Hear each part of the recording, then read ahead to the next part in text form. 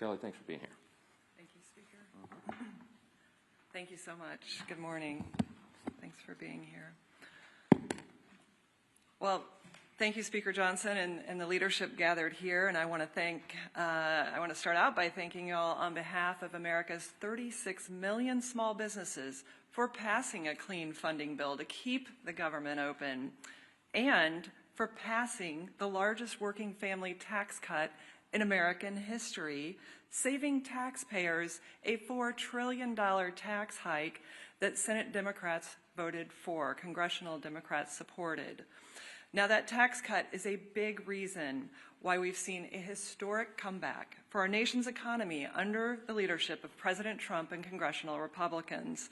Prior to the Democrat shutdown, the data was very clear. Small business optimism was at 7-year highs. Wage growth was outpacing inflation for the first time in 4 years. GDP growth was 3.8%. Deregulation, energy dominance, and fair trade were finally back. For the first time in years, America's small businesses felt the wind in their sails. They were taking on new capital to hire, expand, and invest.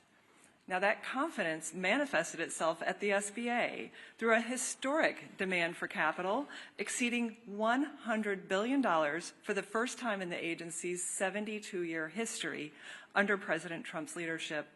That includes $45 billion, a record $45 billion, in SBA loans to 85,000 small businesses in fiscal 2025, the most ever approved by this agency, thanks to confidence in the Trump economy.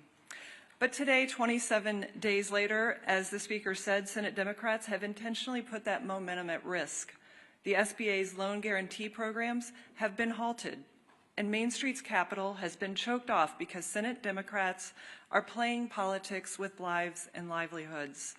They're demanding $1.5 trillion in taxpayer money to fund health care for illegal aliens and other liberal causes. Their spin is fact-free. They want to subsidize their broken, fraudulent, and unaffordable health care system, where premiums have increased by 80% since 2014, and those are the enormous costs that are borne on the shoulders of small businesses. But the pain is the point.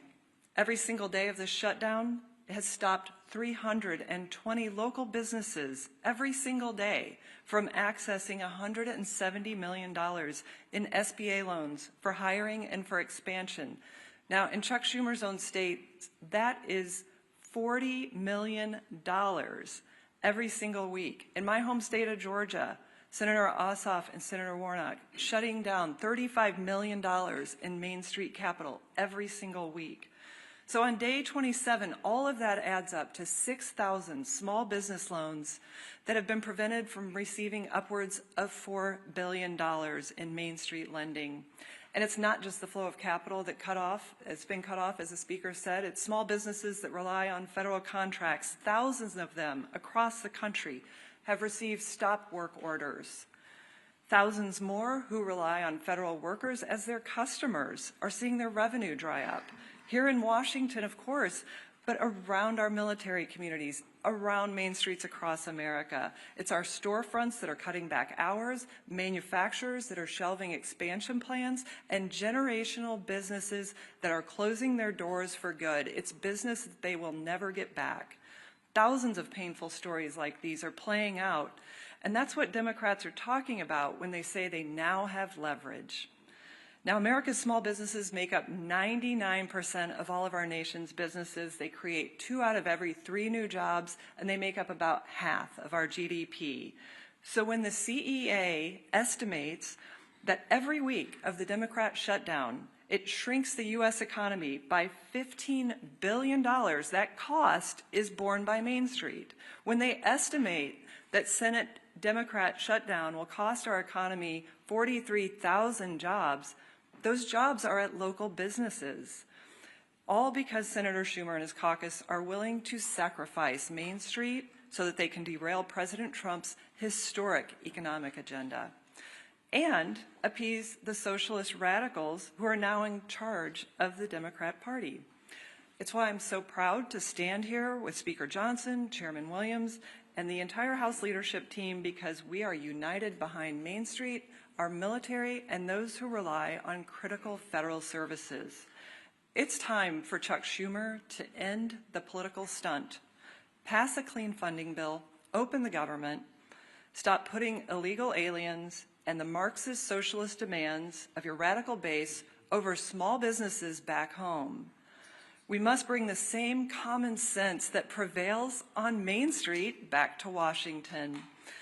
I'll now turn it over to my good friend and chairman of the Small Business Committee, Roger Williams from the great state of Texas. Thank you, Senator. Thank you, Mr. Speaker. I appreciate Administrator Loeffler, and she's quoted you a lot of numbers.